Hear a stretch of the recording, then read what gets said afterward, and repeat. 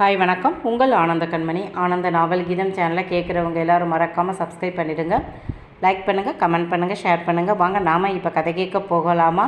சுபலதாவின் ஊடல்கள் எல்லாம் தேடலுக்காகவே. அத்தியாயம் 25. இளந்திரையன் அந்த பிச்சு போட்ட காகிதத்தின் ஒரு பகுதியை தனக்கானது என்று எடுத்துக்கொள்ள மற்ற சிறு பகுதிகள் அடித்த காற்றின் வேகத்தில் பறந்து போய் நீர்பட்டு ஊறிப்போய் காகித கூழாய் கரைந்து போய்விட்டது. இப்போது அவள் மனதில் யாருமே இல்லை. காதலனும் இல்லை, கணவனும் இல்லை. மனம் முழுக்க இருந்தது வெறுப்பு தான், வெற்றிடம்தான். இளந்திரையன் மேல் அவள் வெறுப்பு காட்டலை. ஆனால் அண்ணனின் மேல் அத்தனை ஆத்திரம் வந்தது. காதலித்தது என்னவோ பெரும் பாவமாக எண்ணி என்னை கொன்று போட நினைத்தவனை அவளால் கூட பிறந்தவனாக நினைக்கவே முடியலை. முன்பு அவனிடம் அத்தனை ஒட்டுதல் இல்லை, இப்போது சொல்லவே வேண்டாம். அவள் தப்பு செய்தால் அவளை கொல்ல வந்தது கூட பரவாயில்லை. ஆனால் அத்தாச்சி என்ன தப்பு செஞ்சாங்க? கல்யாணமான நாள் முதலா அவர் மேல் எத்தனை காதலாக இருந்தார். ஏன் பார்கவியை பார்த்த பிறகுதான் தானும் திருமணமான பின் தன் கணவனை இப்படி எந்த எதிர்பார்ப்பும் இல்லாமல் காதலிக்கணும் என்று ஆசைப்பட்டாளே. அப்படிப்பட்ட அத்தாச்சியை என்னால் பிறந்த வீட்டிற்கு அனுப்பி இருக்கிறார். இது எத்தனை சங்கடம்! ஏன், எதுக்குன்னு யாருக்கும் உண்மை தெரியலை. இவருக்கு எதுக்கு பொண்டாட்டி பிள்ளை எல்லாம்? காதலிக்கலே என்ற ஒரே காரணத்துக்காக பெரிய தங்கச்சியை பிடிக்கும். சரி, பிடிச்சா அவளே உங்கள் தங்கச்சியா இருக்கட்டும். நான் யாருக்கும் எந்த உறவுமே இல்லை, எனக்கு யாருமே வேண்டாம் என்றாள். யோகாதான் தம்பி, இன்றும் 6 மாதம் தானே படிப்பு இருக்கு. மேன்மதியை சிந்தனா கூட காலேஜுக்கு அனுப்பலாமே. இத்தனை வருடம் படித்த படிப்பு வீணா போகக்கூடாதே என்றார். இல்லைக்கா, இவ படித்து வேலைக்கு போய் சம்பாதிக்க போகிறாளா? இல்லை தானே. படித்த பிறகு வீட்டு வேலை தானே செய்ய போகிறா. அதை இப்போவே செய்யட்டும் என்றான். உண்மையில் இலாவுக்கும் யோகா மாதிரி தான் நினைத்து அவளை கல்லூரிக்கு அனுப்ப நினைத்தான். சமரன் சாமியாடி விட்டான். எவ்வளவு பெரிய சிக்கல்ல இருந்து அவளை வெளியே கொண்டு வந்த. இப்போ அவன் வேலை பார்க்குற கல்லூரிக்கு படிக்க அனுப்ப போறியா? முட்டாள்தனமாக தெரியலை உனக்கு? இப்போ அவன் உன் பொண்டாட்டி தான். ஆனாலும் நடந்ததெல்லாம் ஒரு மஞ்சள் கைத்தால் அப்படியே தொடச்சு சுத்தம் பண்ண முடியாது. நாள் ஆகும் அதுக்கெல்லாம். அவளை எங்கேயும் வெளியே கூட்டி போகாதே, யார் கூடவும் வெளியே அனுப்பாதே என்றான். கௌதம் பார்கவி அவர்கள் அம்மா வீட்டிற்கு கோபித்து கொண்டு போய்விட்டாள் என்று தெரிந்ததும் அவளை பார்க்க போனான்.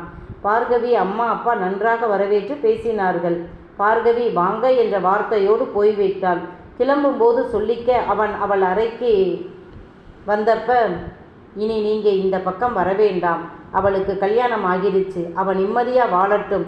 நீங்கள் இனி இங்கே வராதீங்க என்று யாரோ 3ஆம் மனிதனிடம் பேசுவது போல் பேசி அனுப்பிவிட்டாள். இளந்திரையன் வந்து பார்கவியை பார்த்து ஆறுதல் சொன்னான். தன் வீட்டில் எது நடக்கக்கூடாதுன்னு அவன் நினைச்சு பயந்தானோ அதுவே நடந்து விட்டது என்று ரொம்ப மன உளைச்சலில் இருக்கிறான். நீ இப்போ அவன் கூட இல்லாதது தான் நல்லது. வருத்தப்படாத, நல்லதே நடக்கும். அண்ணன் இருக்கேன், பார்த்துக்கிறேன் என்றவனிடம், மேன்மதி ரொம்ப சின்ன பொண்ணு, நிறைய எதிர்பார்ப்புகள் இருக்குது அவகிட்ட. உங்களால் அவ கூட ஒத்து போக முடியுமான்னு எனக்கு தெரியலை. உங்கள் நண்பனின் வீம்பு பிடிவாதம் அவகிட்டையும் இருக்குது. அவளை பத்திரமா பார்த்துக்குங்கண்ணே என்றாள். இலா, அன்று பார்கவி உன் கூட பேசணும்னு சொன்னான். இந்த ஃபோனில் பேசு என்று ஃபோன் கொடுத்து விட்டு போக அவன் கையை பிடித்து நிறுத்தியவள், அத்தாச்சி நல்லா இருக்கியா? சாரி அத்தாச்சி, என்னால் தான் உன்னை இப்படி விரட்டி விட்டுட்டாங்க. சாரி. உங்களுக்கும் என் காதலுக்கும் எந்த சம்பந்தமும் இல்லை. உங்கள் சொந்தக்காரர் என்றுதான் நான் அவர்கிட்ட பேசினேன், பழகினேன். அவர் காதல் சொன்னபோது கூட நான் ஒத்துக்கலை. ஃபோனில்தான் பேசி இருக்கிறேன். ஒரே ஊர், ஒரே ஜாதி, நல்லவர், படித்தவர், பண்பானவர். எல்லாத்தையும் விட நான் தான் அவருக்கு முக்கியம் அப்படின்னு நினச்சாரு. அதுதான் என்னை இம்ப்ரெஸ் பண்ணுச்சு. இப்போ உங்கள் கணவருக்கு அவர் தங்கச்சி, அம்மா, தம்பி முக்கியம். அப்புறம்தான் பொண்டாட்டி, பிள்ளை எல்லாம். அந்த மாதிரி இல்லாமல் அவருக்கு நான் தான் ரொம்ப முக்கியம்னு மதிப்பு மரியாதை கொடுத்து நடத்தினார். இப்போ 4 மாதம் முன்புதான் அவர் காதலை நான் ஏற்றுக்கிட்டேன். இவரை விட படித்த நல்லவனை, கை நிறைய சம்பாதிக்கிறவனை இவரால் எனக்கு கட்டி வைக்க முடியுமா? முடியாதுல்ல. இவர் கல்யாணம் பண்ணி வைப்பாருன்னு ஒருத்தி இத்தனை வருடம் காத்துக்கிட்டு இருக்காதானே? அவளுக்கு எப்படி கல்யாணம் பண்ணுறாருன்னு பார்க்கத்தானே போகிறேன். ரெண்டாந்தாரமாக ஒரு பிள்ளைக்கு அப்பாவை 35 வயசுக்காரரை கட்டிக்கத்தான் எனக்கு தகுதி இருக்குன்னு அவர் கட்டி வச்சிட்டார். என் தகுதியை தீர்மானம் பண்ண இவர் யாரு? ஓஹோ, 3 வேளை சோறு போட்டு கட்டிக்க 4 செட்டு ட்ரெஸ் எடுத்து கொடுத்துட்டாரா? 4 செட்டு ட்ரெஸ் எடுத்து கொடுத்துட்டாருங்கிறதுக்காக என் வாழ்க்கையை காவு வாங்கிட்டார். நல்லா இருக்கட்டும். ஆனால் திரும்ப ஒரு முறை அந்த தப்பை நான் பண்ண மாட்டேன் அத்தாச்சி. கட்டின புருஷனும் 3 வேளை சோறும் 4-5 செட்டு துணியும் வாங்கி கொடுத்துட்டு காலம் பூரா என்னை வேலைக்காரியாக வச்சுக்கத்தானே நினப்பான். அது சரி, உங்களை மாதிரி நகை பணம் சீருன்னு கொண்டு வந்தவளையே மதிப்பாக மரியாதையாக நடத்தலை. என்ன மாதிரி மாற்றிக்க துணி கூட இல்லாமல் வந்தவளுக்கு என்ன மதிப்பு மரியாதை இருக்கும்? அத்தாச்சி, எனக்கு ஒரே ஒரு உதவி மட்டும் பண்ணு. உனக்கு உங்கள் அண்ணன் வாங்கி கொடுத்தாரே அந்த தையல் எம்ப்ராய்டரி மிஷின், அந்த மிஷினை மட்டும் சும்மா தானே வச்சுருக்க, எனக்கு கடனாக அதை கொடு. 3 மாதம் கழித்து தாரேன். இதுக்கு வாடகையாக நீ ரொம்ப நாள் ஆசைப்பட்ட அந்த ப்ளவுஸ் டிசைன் பண்ணி தாரேன். அதோட நான் கேட்குற சாமான் எல்லாம் வாங்கித்தா. எவ்வளவு காசு வருதுன்னு கணக்கு வச்சுக்க, உனக்கு கொடுத்துருவேன். சரியா? உனக்கு தான் அலைச்சல், போய் பார்த்து வாங்கணும். வாங்கித்தா. உங்ககிட்ட மட்டும்தான் நான் உரிமையாக கேட்க முடியும்.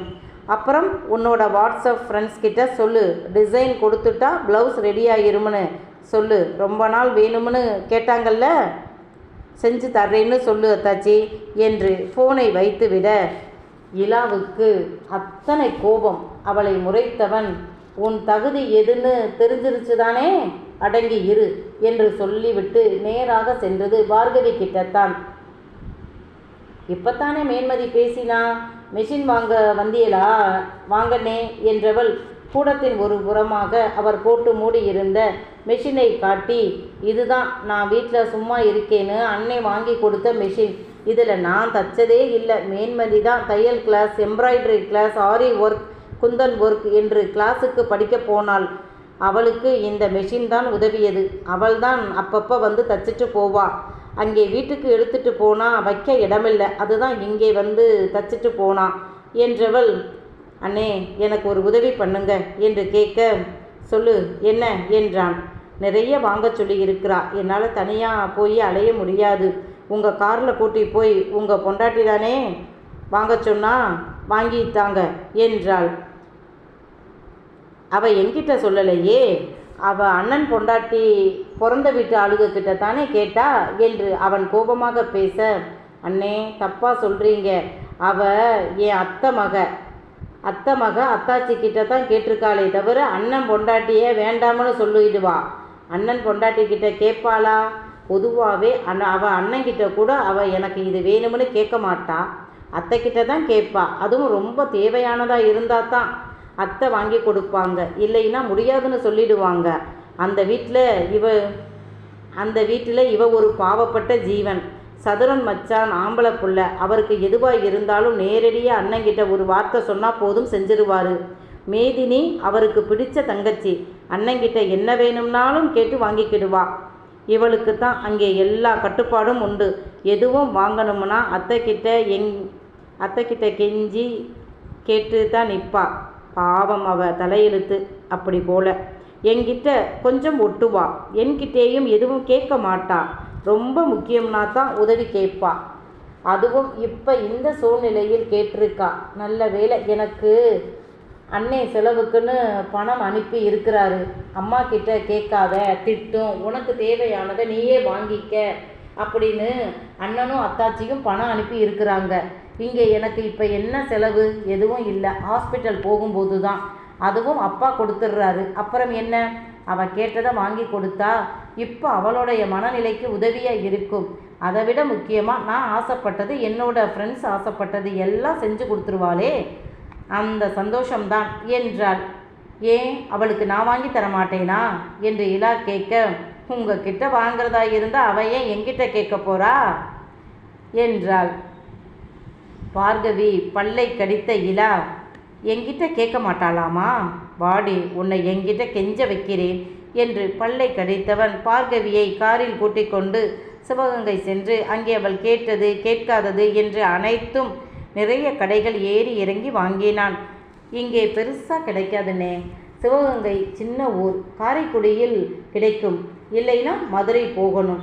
ஏன் இப்போத்தான் எல்லாம் ஆன்லைனில் வருதே, அவளை ஆர்டர் போட சொல்லலாம் என்றவள் தன் வீட்டில் உள்ள அந்த உயர் ரக தையல் மிஷினை எடுத்து கொண்டு வந்து அவளே பழைய வீட்டின் கூடத்தில் வைத்து, நாளைக்கு நாள் நல்ல நாள் இருக்கு, உன் வேலையை தொடங்கு, நீ இதில் நிறைய சாதிக்கணும் என்று வாழ்த்திவிட்டு கனகத்திடமும் சற்று நேரம் பேசிவிட்டு இலாவின் காரிலேயே வீட்டிற்கு வந்தாள்.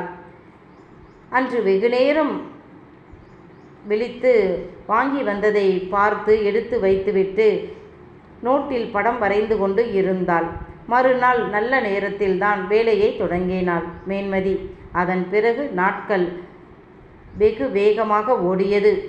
வீட்டில் சமையல் அவள்தான் செய்தாள். செய்யணும் என்று இலா சொல்லிவிட்டான். 2 விதமான ப்ளவுஸ் டிசைன் பண்ணி இருந்தாள்.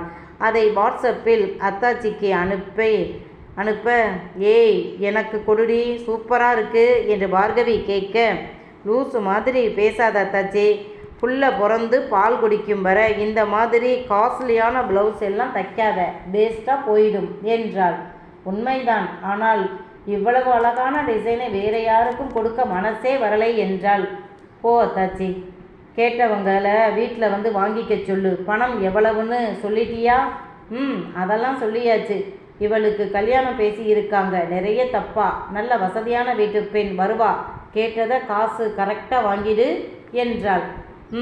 ஆமாம், வெளியே என்ன வாங்குறாங்களோ அதைத்தானே நாமளும் வாங்குகிறோம் என்றாள். சரி, வர சொல்கிறேன் என்றாள் பார்கவி.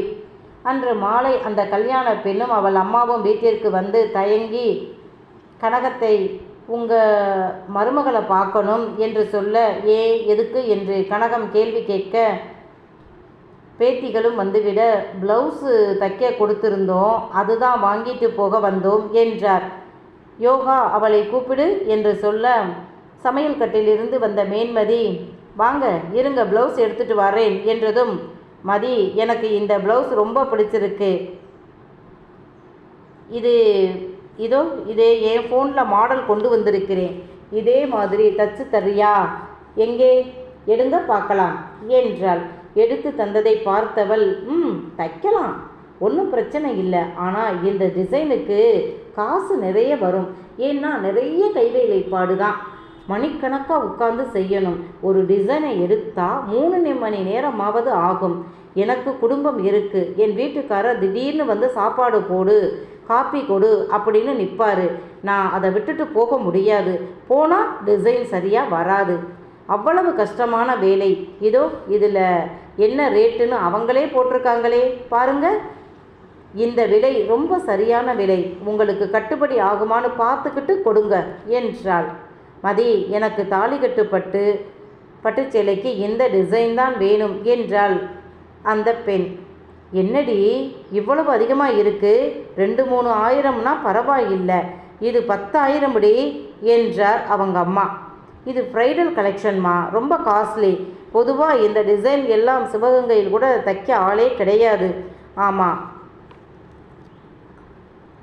யாராவது 1-2 பேர் தான் இருக்கிறாங்க, அதெல்லாம் காசெல்லாம் குறைக்கவே மாட்டாங்க, சரியா? அதனால் இது சரியான காசு தான், பேசாமல் இரு என்று அந்த பெண் அம்மாவை அடக்கினாள்.